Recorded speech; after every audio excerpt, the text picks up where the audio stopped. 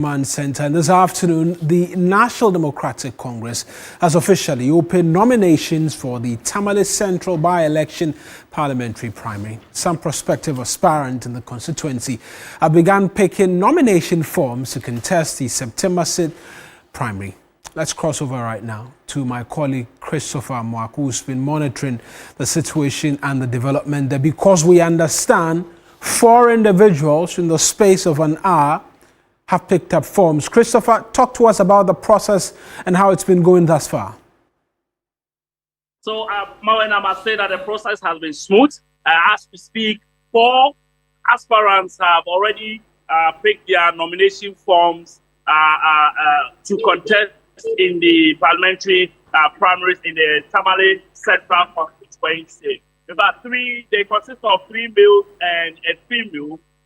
Some of them actually did not come themselves to pick the form. They sent their aides and other supporters to come and pick the nominations forms for them. But I can confirm that so far, 4 individuals have successfully picked their nomination forms to contest in the September 6th parliamentary primaries for the NDC.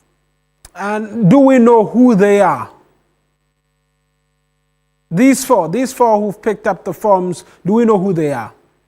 Yes, so we have Dr. Mohammed Seydou Peter, a lecturer at the University for Development Studies. We also have a former mayor of Tamale, that is Honorable Kundado, that is how he's known here in the Tamale enclave. We also have an executive, a former mayor of Tamale, that is Honorable Kundado, that is how he's Tamale enclave. Of the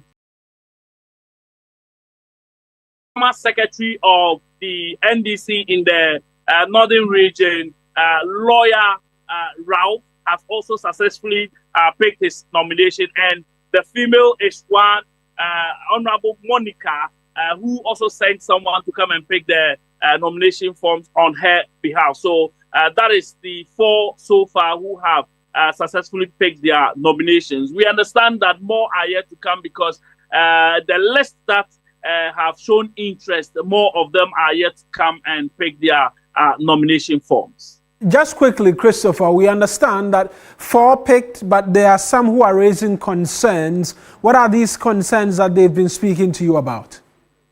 Yes, so when initially there were these allegations that the NDC as a party is going to settle on someone to come and contest the elections without going through the process. But when the forms came out, some executives allegedly are roaming in town meeting delegates with one of the aspirants. And so the other aspirants are raising concerns that they want the process to be free and fair, because the election directorate has indicated that they should be cautious of their utterances during the campaigns that they go about. And so they are also saying that the election directorate and the executives to ensure that the elections are free and fair. Let's take a listen to what one of them has been saying. Before I raise that, they called on us to be measured in our campaign, and maybe they have seen 1 or 2 concerns. That is why they are calling for us to be measured in our campaign. So, and that is why I also brought that up. Currently, as we speak, we have some constituency executives moving around with an aspirant name, trying to push a certain agenda that is not true. So all we seek is a free and fair elections. I think we've ever been here. My candidate contested with Honorable Ibrahim Mutala, the late Ibrahim Mutala, in the last parliamentary primary. I think that was 2018-2019. Yes, and he became victorious. We moved ahead, we supported him, then he won. And in the last elections, he went unopposed. We felt 4 years was not enough for him to deliver. But God has his way of doing things. So this time around, I think maybe this another form. Right then, Christopher, just briefly on the expectation going forward, are we expecting a lot more persons to be picking forms? Yes, Marina, exactly. We are expecting a lot of people to pick the forms. So far, with the list we have, about 16 people have expressed interest, in fact, confirmed their interest in contesting the NDC primary in the Tamale Central constituency. Within a space of 1 hour, 4 people have come to pick nominations. So we are anticipating that by close of the more people will come and pick nominations to contest the parliamentary primaries. But on the subject of the allegations, the executives and the election directorate have also been responding to these allegations. Let's take a listen to what they've also been saying. Nominations. Only 3 people so far have picked forms, and none of the people who picked the forms have come with any concern that wets our response. But as for people in town, if you have to respond to them, then every minute you have something to say. The guidelines are embedded in the forms. Once you take them, it tells you what you are supposed to do. You complete the processes, bring it within the 4-day window, and file. Because this is a by-election, so the time space is limited. There's limited time to conduct these elections. So everybody, even if 100 people express interest, we will make available 100 forms for all of them. They will go through a vetting process, and then the elections will take place.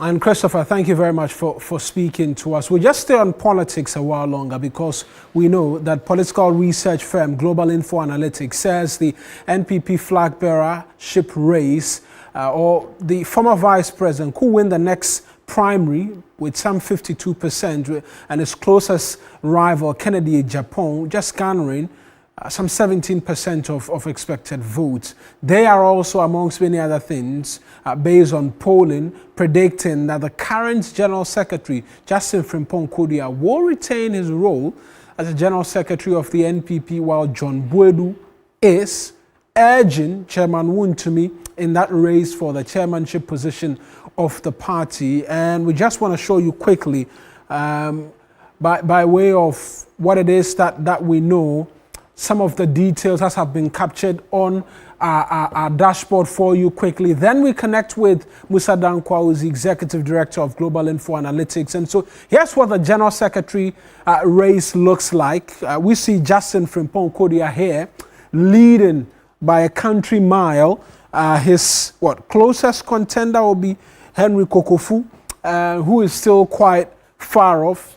Per polling data, we are seeing 44% for him, and the others yet to even scratch 7%. But there's an interesting aspect of this poll that we're yet to see. There's a 36 percentage point of individuals who are yet to decide who they are going to vote for. It's quite significant, but with the lead Mr. Frimpong Kodia has, I mean, it will be quite interesting whether or not he cannot win that race based on what we're seeing from the latest poll by Global Info Analytics. This is the chairmanship race, and there it's a bit tighter. We see the undecided there as well, quite huge. 34% of respondents say they're not quite clear in their minds just as yet who they want to be voting for. But we see John Boyd, who is the former General Secretary of the party, leading the way in terms of the respondents who've been speaking to Global Info Analytics. And then Bernard Nchibwe-Siako, known popularly as Chairman Wontumi, following by 23%, and then the rest follow in that order. Again, there's a huge number who say they've not decided just as yet as to who they are voting for. On the presidential, that's where things are a bit different, where we see Dr. Baumia leading with some 52%, and then Kennedy Japan following with 17%. Let's take all of this to the man behind all of these data points. We're speaking to Musa Dankwa. He's joined us right now for a bit more on what it is that we're seeing. And so, Mr. Dankwa, based on what we're seeing, not in the slightest of chance that Kennedy Japan could rally his way through and win this come January? Thank you very much for having me. I wouldn't say that. This is early days. You have him on 17%, with Bawumia on 52%.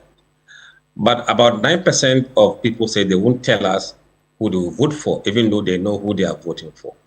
Historically, we have come to know these guys to be Ken voters. So we suspect that these guys will add to Ken's column. Then you have the 18% who are undecided. And as the campaign moves into full gear, you will see some movement along the line. But Bawumia has the lead that he needs. It's up to him to win convincingly. And there is more work to be done among those who are undecided. Even with the undecided and the campaigns yet to start where there will be swings, you've monitored polling data for quite a while. Is this trend expected to change, or we're going to see the gap widen? Look, this is the first poll we've conducted. We haven't got any trend to fall back to see where the trend line looks like. So I'll be very cautious in the way we expect the numbers to move. But I think the next poll will give us the best insight as to how the poll would unfold in the end. For now, I'll be very cautious. Just that Bawumia is leading significantly, but he's not out of the woods yet, because he needs to win convincingly, and that is yet to be seen. For the others, we're seeing quite a number of individuals, and if we can just look at that data closely, we see Brian Echampong, we see the Honorable Yaosei Duchum, we see Kwabena Ejapong, who, quite interestingly, from the polling data we're seeing 0%, we're seeing Boachie Ejako, as well as the Honorable Adai Nimo, all in that race. What are you seeing happening to them? This is a straight-up dogfight between Dr. Bawumia and Kennedy Ejapong, and perhaps some of them are just what some like to say, testing the waters with respect to a future run. Look, the expectation was that Brian Echampong and Educhum will pose the challenge to the two main contenders. At the moment, we haven't seen that in the numbers yet. But if you take a deeper dive into the data and look at Ashanti region, Greater Accra, Eastern region, you can see a huge chunk of people who are undecided. Now, if these guys decide to break away in the way of these newcomers, then we could see a different race taking a shape. At the moment, we can't tell. They have to really get their socks off and see what they can do to move the numbers for those who are saying they are undecided or they won't tell us. Mr. Dankwa, let's end with the General Secretary race. After that defeat in December, there was a huge clarion call that leadership ought to go and whatnot. But in the General Secretary race, we're seeing a completely different result based on what the party supporters are telling you. What is really happening on that front? Look, we have seen the stark differences between the party supporters and delegates. The views of party supporters are completely, in most cases, different from those of the delegates. In fact, if you take a look at the question we asked the delegates, whether they share the view that there should be a wholesale changes in the party structure at the top, nearly 48% said no, there shouldn't be overhaul of the party at the top. Only 30% said yes, they agree, and another 22% were neutral. So you can see that among the delegates, the mood is not there for wholesale changes. That is why Kodia is probably leading. Right, we'll leave it here. Mr. Dankwa, I'm sure there'll be a bit more in terms of analysis for us on matters in relation to politics, the NPP. That flag bearership race is expected in January of next year. We'll follow through and bring details to you if you stay with us here on TV3. But on the other races, they are expected to come a lot later as well, in terms of the reorganization of the party ahead of the December elections. But that's Musa Dankwa. He is the executive director of Global Info Analytics, speaking to us this afternoon. So we've been walking you through what the data point looks like, and this is what the presidential looks like again, just by way of emphasis.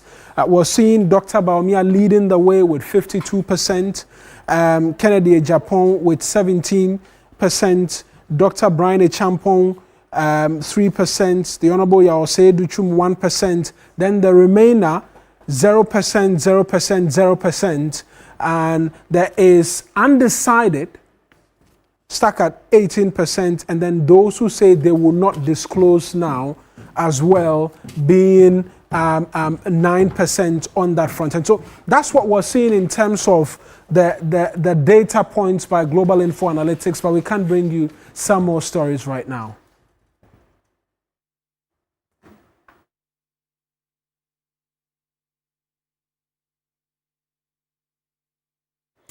Now, the national organizer of the NDC, Joseph Yamin, has raised concerns over the activities of multiple task forces operating under the pretext of combating illegal mining, claiming some of their actions have led to harassment and extortion.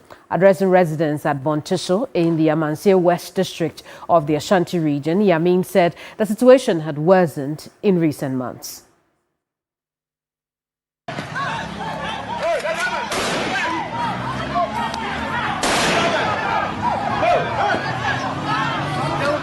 His comments followed recent clash at Manso Bonteso by residents and Inspector General of Police Special Anti-Galamsey Task Force. The incident happened after the task force seized a packed excavator. Yamin believes the operations is unregulated, uncoordinated, and opened the door for some imposters. Task force is can never be said as fighting illegal mining, but rather extracting monies and creating problems. He appealed to the President, John Dramani Mahama, and the Inspector General of Police, Christian Tatayono, to withdraw all the police anti-task force from the mining communities.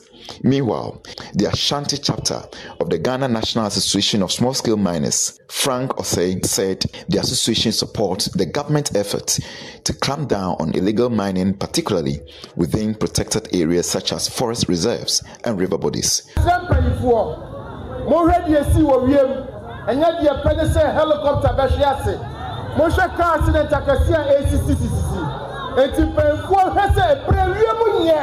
And the common for pressing beyond to form. No more breath. They are making you come on. They are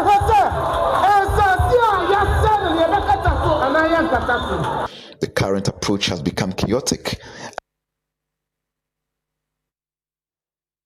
Now, the Public Accounts Committee of Parliament has raised eyebrows over a 72% increase in rent payment of the Youth Employment Agency from 3.2 million cedis to 5.5 million cedis between the year 2023 and 2024. Now, management of the YEA states that the rent payment started when the facility it currently occupies was handed over to KA developers as private managers by the Ministry of Works and Housing in 2023.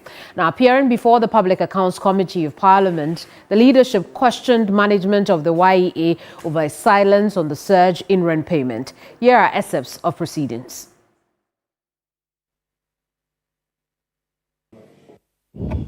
Thank you, Honorable Chair.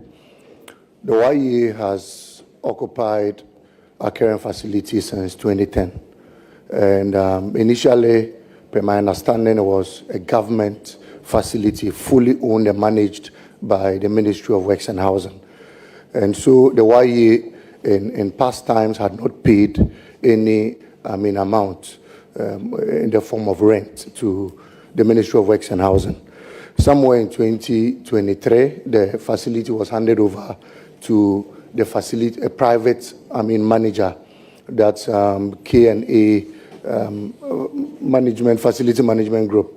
And the YEA sat and went into talks with them because the plan was now for the YEA to pay rent to the facility manager who manages the facility, and then you have the facility manager also pay an amount to the Works and Housing.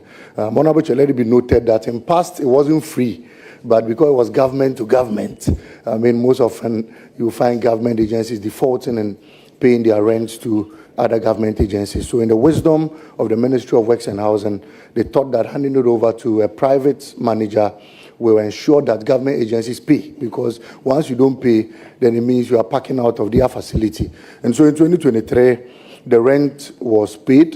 In 2024, the facility manager decided to upgrade a lot of amenities within the facility, and so it led to the astronomical rise of in rent payment.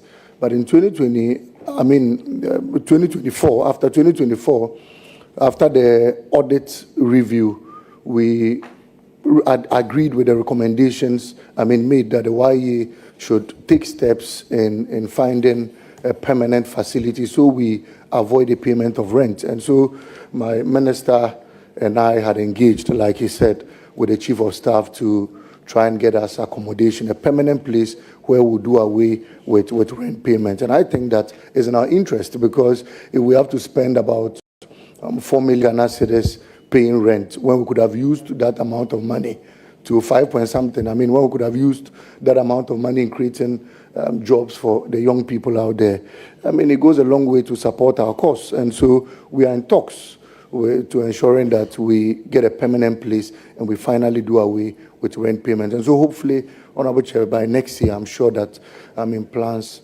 would begin in getting us a permanent facility to operate from. Thank you.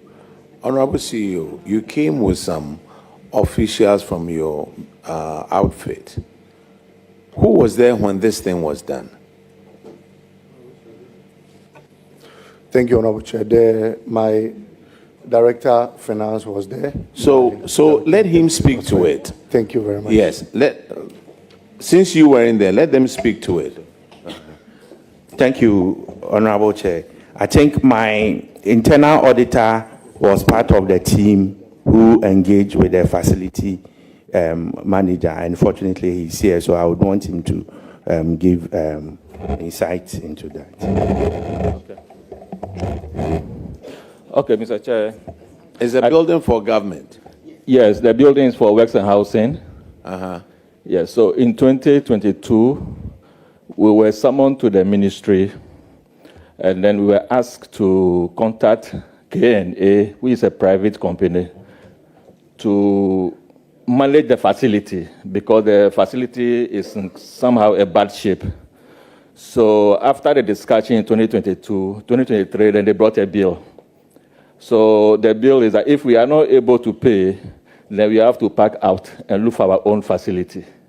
So we were compelled to go by that, since we're not having any facility at that moment.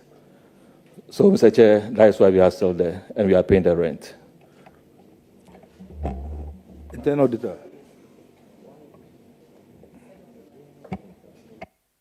Sir, so before 2022, what was the arrangement? Who gave you that facility? Is it from the presidency? Is it from your ministry? Because Works and Housing is a government agency. If Works and Housing, and their mandate is to provide such facilities to government agencies. Now, I won't fault them in engaging a third party. Let's get more from the PAC sit-ins today. Our correspondent, Christian Yale, is there for us. Christian, talk to us. We understand you engaged the YEO CEO after this. What did he say? Yes, and so according to Malik Basintali, the CEO for the YEA, the agency has been able to undertake some validation, out of which it has been able to pay some 2 months arrears for various beneficiaries serving under different modules that fall under the Youth Employment Agency. He goes ahead to even answer questions about whether or not the YEA is considering a potential renewal of the Zoom Lion contract, and what happens to even the fate of beneficiaries who were serving under the sanitation module before this contract was terminated. But he mentions that it is a decision that Cabinet must take. We can take a listen to what he has been telling the media. What people do not understand are the different contracts that are awarded. it lies in the scope of contract. The YE scope of contract is different from that of the assemblies. So whatever monies are given to the assemblies are to focus on a different scope of work. What we get is to focus on the main road and 0.5 meters beside the main road. And so our part of the sanitation model is still at cabinet level.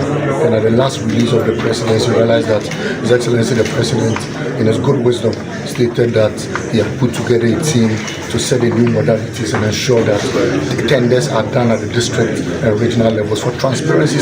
When I took over office, you remember that I had to swear by my late father's grave that we're not going to sign any contract that will pay them 258 cedis. I said so because 258 cedis was unreasonable, and in this modern era, paying someone 250, in fact, dashing someone 258 cedis even means you've done nothing.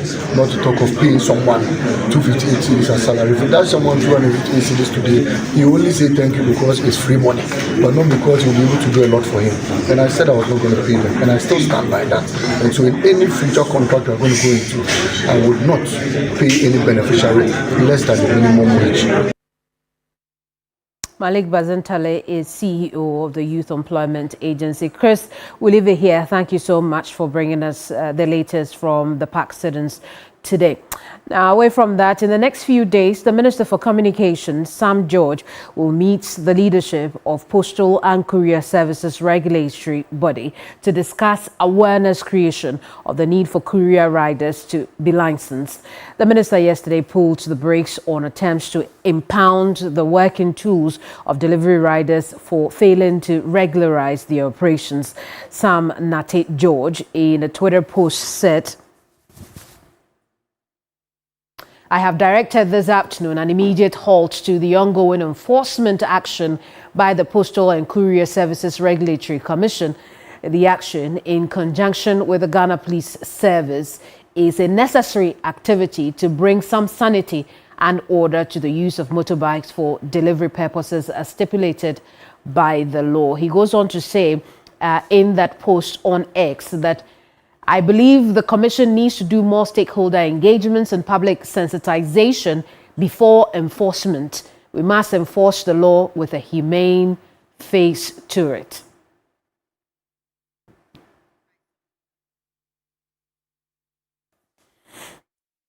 The Communications Minister, Sam George, who has been speaking to the matter. Remember that yesterday, a lot of the motorbikes were impounded. The dispatch riders were unable to deliver their items. We brought you that story here. I want us to take a listen to before we speak to the Public Relations Officer of the Postal and Courier Service Regulatory Commission, I want us to take a listen to some of the complaints by the Okada riders when they were arrested yesterday. I was just passing by when I've been stopped that I should bring my key. I don't even know why they said I should bring my key. So I gave the key to them. Later they said we should produce the license for the courier. Meanwhile, some of us don't have any idea about this. So I think if there should be somebody they should hold responsible, I think it's the courier company because they did not educate us. I've never heard it before, and I didn't also ask. To be fair and to be honest, if something like this go happen, at least they for announce give us date or earlier on or give us some man say ABR till like this. If you don't get the license the way that they talk about now, at least this will what go happen. But all of a sudden you go come off for house, one struggle for what you go chop, you go come now, then see they catch you. They should have a day that if you didn't come for the licenses, you have to face punishment. After that, then we can start seizing bicycles. Well, some of the dispatch riders from yesterday. Let's connect now with PR of the Commission, Edwin Bergerson. Edwin, I appreciate your time with us this afternoon. Now, the Communications Minister, Sam George, has said, put a stop to what you're doing for further engagements. How does this come to you? Well, my understanding is we've lost Edwin over the telephone, but when we do get him, we'll bring back that story. It's important to note that the Minister for Communications, Sam George, has said he will meet with the leadership of the Postal and Courier Services Regulatory Commission to deal with this matter. Let's try Edwin again. Edwin, thank you so much for your time this afternoon. How does the Minister's latest comments on this come to you? Hello, can you hear me? We can hear you now, yes. Yes, I must thank you for having the commission.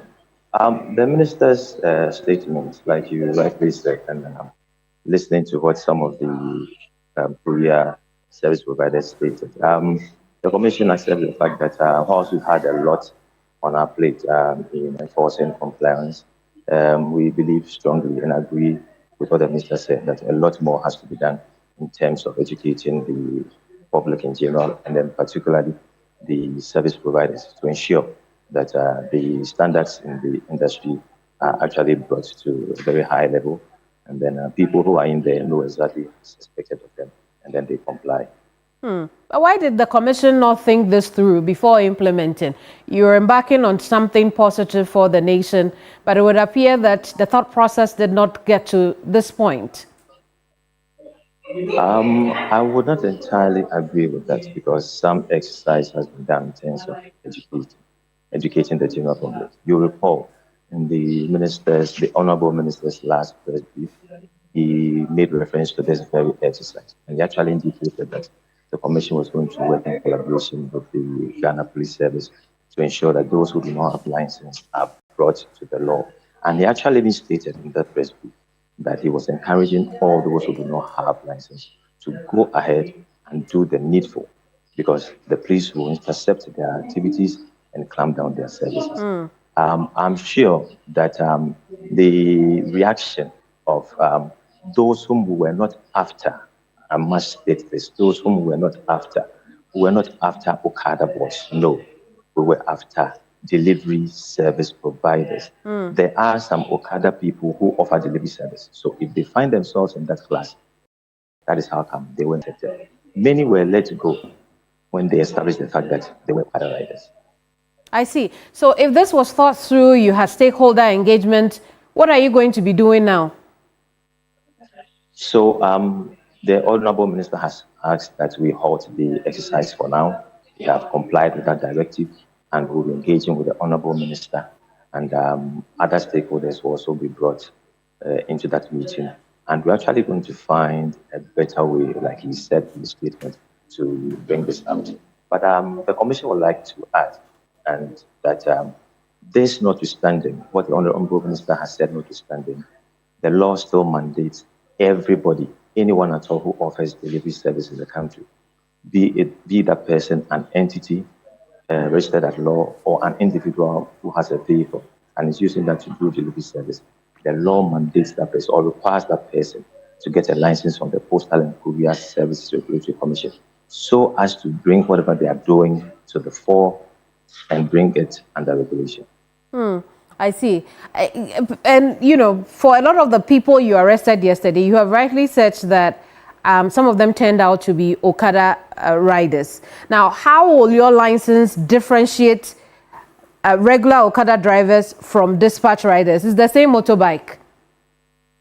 Yes, like I said, we're not after Okada riders. No, we're not after Okada riders. We're after people using their motorbikes for delivery services. I understand, but it's the same. You see, when you are doing a delivery, your motorbike is not different from somebody riding Okada, regular Okada. That is right. So my question is, how will your license differentiate the Okada rider from the dispatcher? It sounds like a duplicitous affair between the DVLA and the Regulatory Commission. I'm not sure it does. I'm not sure it does, because there's a different law setting up the DVLA, and there is another one setting up the I know about the law. What I'm asking is, we are discussing the efficiency of the law, because here again, they come to you for license for what? To be able to deliver. They go to the DVLA to also get a license to be able to ride the motorbike. Now, we ask them to come to you for that license to deliver, but at the end of the day, we cannot differentiate between that rider who is licensed to deliver and a rider who is just licensed to ride. Sounds duplicitous. You realize that the status quo we have presently makes it difficult for us to differentiate. But when they come under the ambit of the commission, there are requirements, there are standards. You cannot do delivery without a clearly marked receptacle on your motorbike. You have to have a clearly marked receptacle. Many of these guys are carrying backpacks, just backpacks, and it is in that backpack that they are carrying your food. And that is so not hygienic. As we are speaking, there is this understanding, this MOU between the Commission and FDA. It is yet to be ratified, though, but in that MOU, some of these things are going to be addressed. And also, the Commission is thinking through to bringing on the Ghana Standards Authority so that the receptacles that they are carrying are not coming directly from the Commission. We do not provide them anyway, but then the Standards Authority will have a say in what kind of receptacles they are using. Because all these unregistered ones, they are the ones you see parking their motorbikes, even above their own height when they are seated on the motorbikes.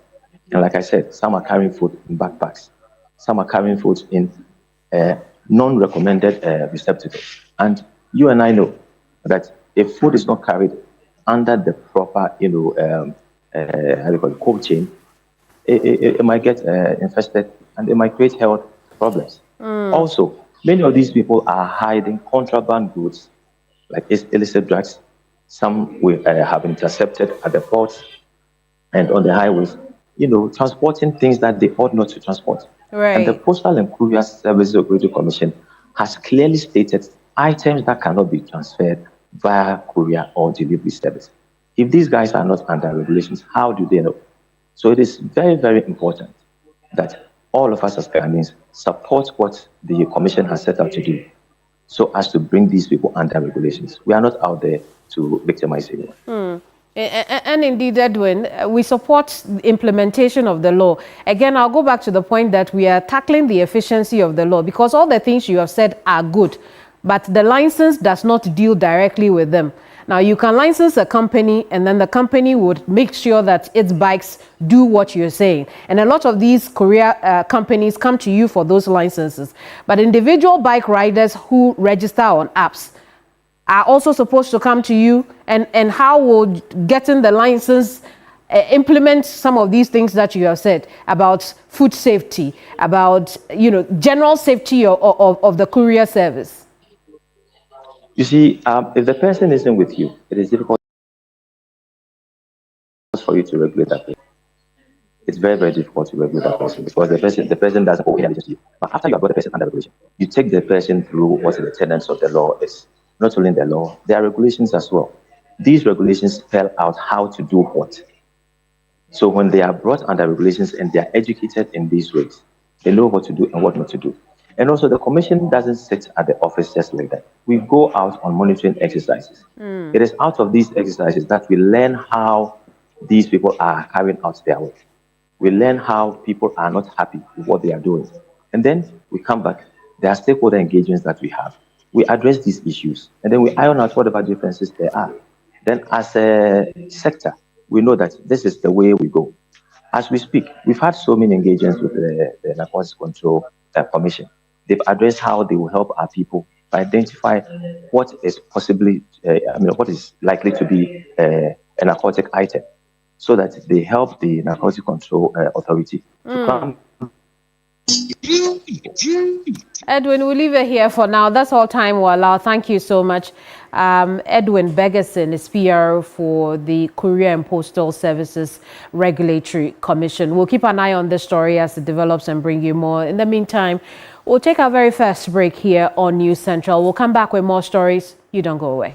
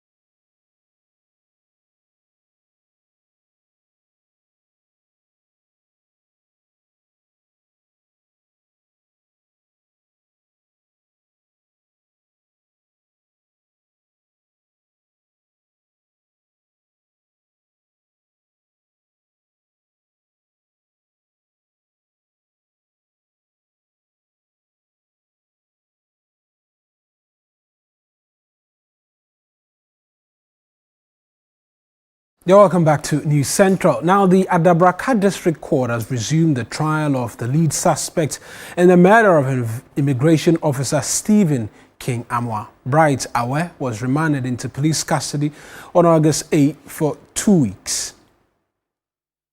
Let's connect with Lord Eduasare because we understand there's another suspect who's been arrested. Lord, you've been following this. Talk to us about the latest development in this case. Are aware that the first or the lead suspect in this case has been Bright Awe, but today, just before the case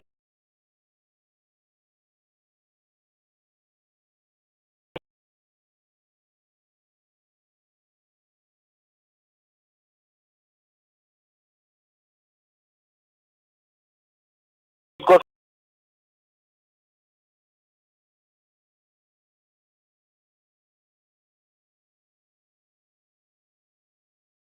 called, we realized the police brought in another accused person by name Thomas. Now, note this, when we were bringing him to court, but in court, when the case was called, lawyer for the second accused person, but he indicated to the court that he wanted his clients to be given medical treatment at a different facility. He indicated that he came in to the court limping, his face bruised, among other matters, and was praying the court for his client to be taken to the Kolebu Teaching Hospital for medical treatment.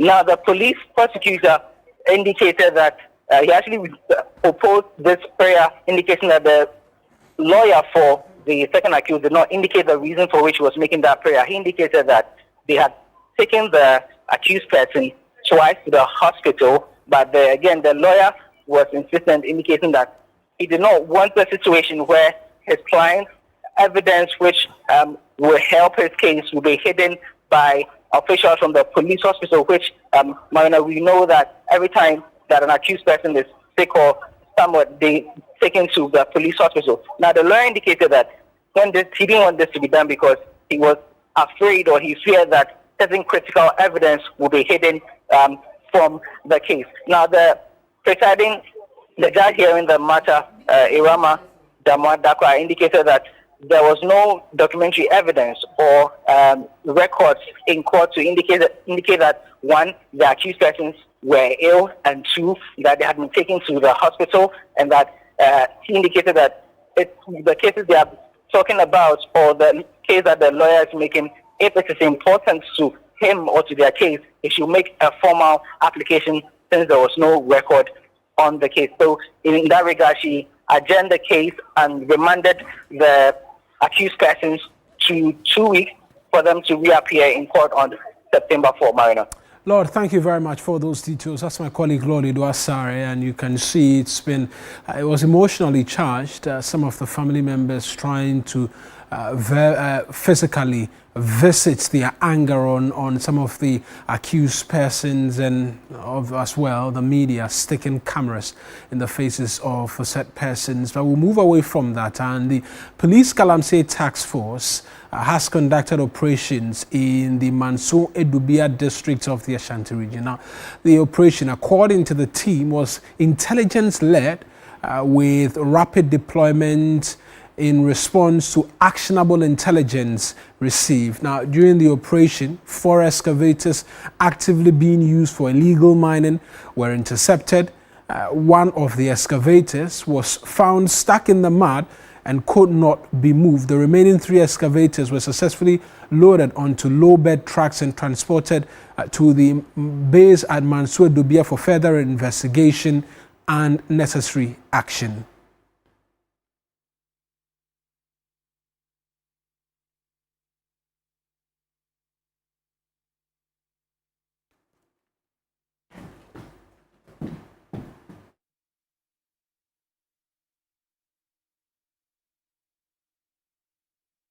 So the Galamsey fight continues, but we still wait for a lot more in terms of decisive action. But let's bring you a bit more stories coming in. Absolutely. In a pressing appeal for government intervention, the Doma Traditional Council has revealed alarming levels of criminal activity in the Mpamiso and Kwaibibrim forests. During a recent media briefing at the Palace in Doma Ahinkro, the newly established Osajefo Forest and Timber Protection Committee disclosed that illegal logging is being conducted unabated. Here's a report by Claude Kumi Abisa. The Osajefo Forest and Timber Protection Committee, under the authority of Domahene Osajefo Osiadeoyo Dr. Ajimabedu II, has bemoaned the escalating violence and illegal logging that had devastated Doma's forest. They described lawlessness in the forest where armed syndicates freely harvest timber, ignoring regulations and environmental impact. Chairman of the committee, Beriman Chumesi Bequin II, at a media engagement in Doma, underscored significant gaps in law enforcement and regulatory oversight by the Forestry Commission. He also highlighted the alarming socio-economic ramifications, including the abandonment of education by local children who have resorted to illegal timber trading. Our forests have been besieged by criminal elements who wantonly harvest all species of timber, no matter their age or size. Mpemensu Forest and that of Kwayebibrim in the Doma enclave have not been spared. These forests in Doma are among the hardest hit in this regard. The least confrontation of these criminals by concessionaires and contractors are met with brute force and violence, sometimes resulting in fatalities. The dangerous social angle is the gradual breeding of future criminals, since a reasonable number of school-going children have abandoned schooling to engage in this illegal act. In light of these findings, the committee has put forth several urgent recommendations aimed at remedying the situation, calling for immediate action from both government and local authorities to rein in the criminal activities. With immediate effect, all makeshift motor canes and like vehicles adapted for use in carting lumber are prohibited on all roads, paths, and bushes across the Doma traditional area. Police are therefore called upon to exercise their mandate by arresting and prosecuting offenders without fear or favor. It is recommended that no permits should be issued for all chainsaw, timber, lumber, no matter the source. All illegal farming activities in the forest must cease forthwith. In this vein, chiefs of the periphery towns within the forest areas must ensure that their subjects refrain from these practices. The Doma Traditional Council remains optimistic that with swift, decisive measures, they can restore their forests and secure a sustainable future for their communities. Claude Kumi Ebisa, TV3 News, Doma. Oh, coming up now is By the Numbers.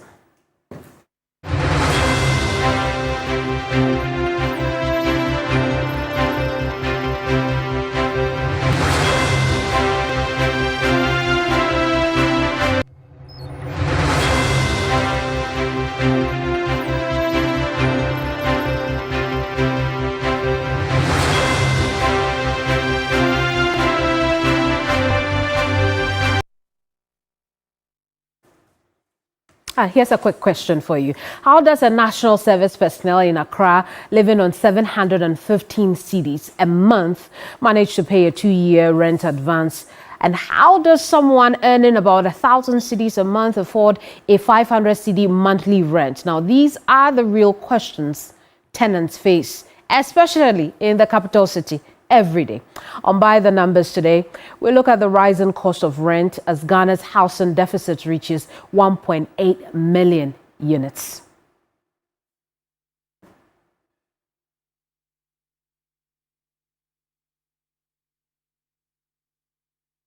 Well, let's take a listen to Ketu North MP on this subject matter. Here's Edem Agbana.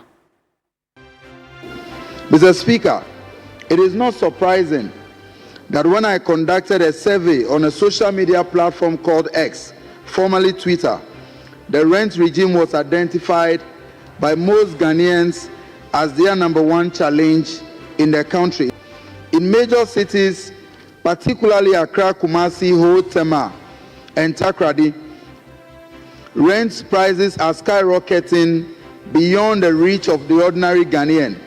Some landlords unilaterally increase rent without justification, The lack of affordable housing forces many citizens into overcrowded and substandard living conditions. Mr. Speaker, weak enforcement of rent laws. While the law stipulates that landlords should not demand more than 6 months' rent in advance, enforcement is virtually non-existent. It is common for landlords to demand 2 to 3 years rent advance, in clear violation of the Rent Act 1963, Act 220. Many tenants are forced to comply with these arbitrary demands due to the power imbalance between landlords and tenants. Edem Agbana there. Now, these are the lived realities of many people across the country.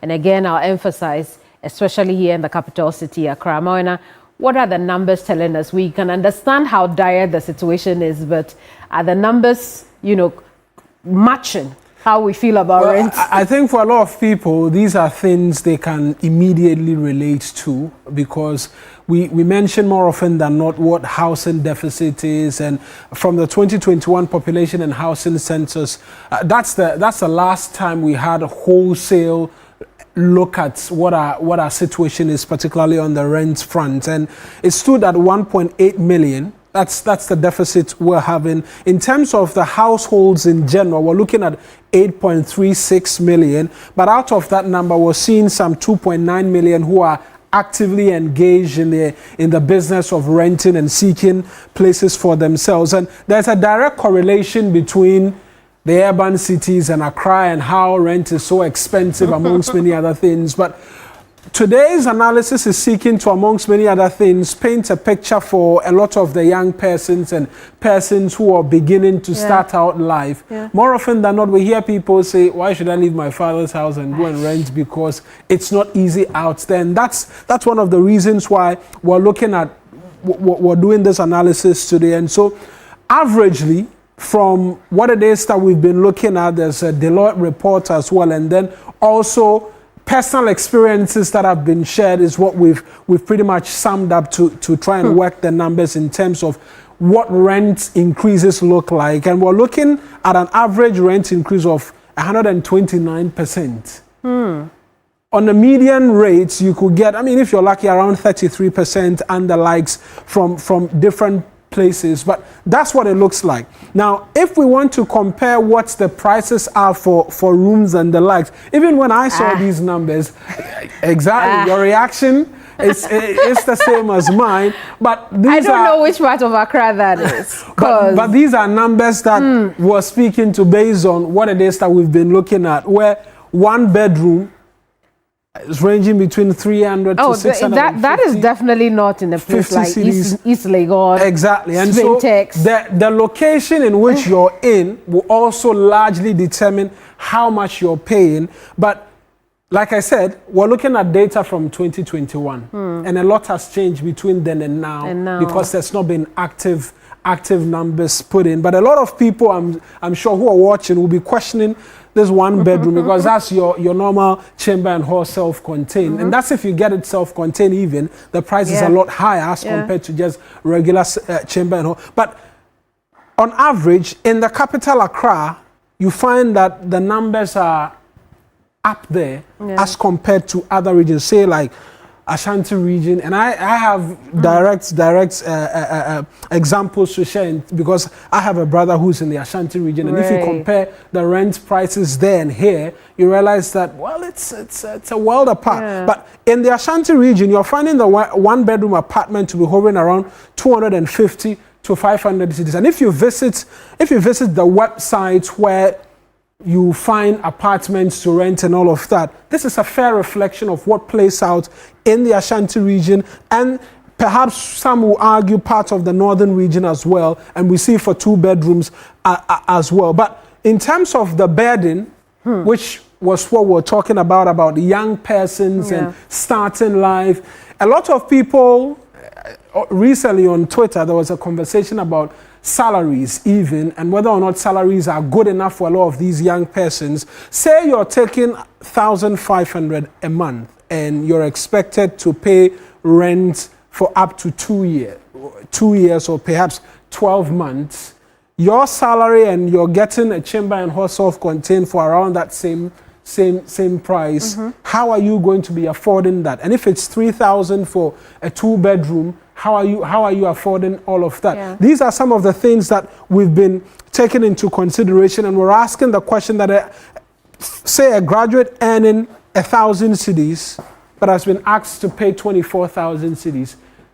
How much are you going to be able to, how are you going to afford that is a question. Live by plan. But we know there's regulation. We had Edem Agbana speak to it, but it appears it's not being enforced, and there's a conversation of a new rent act amongst many other things. But let's look quickly at the vulnerable groups, which has become the center of our conversation today. So, for instance, national service persons, you're moving from a different part of the country, you're coming to the capital, Accra. If you don't have relatives here and you're supposed to be renting decent accommodation on this 715, you're going to struggle, and that's reality. Then first-time job entrants, fresh from your national service, you're getting your first paying job, you're supposed to be coughing in excess of 7,000 cedis and the likes for 1 year and all of that, low-income earners, and then large urban families. All of that and more is why a lot of people are asking for intervention. We've seen rental support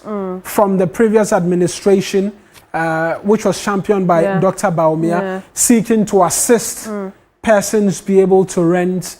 People criticize it because the argument is enforce the law and don't try to help people pay out of pocket. I mean, we can do other both. things. We can do both.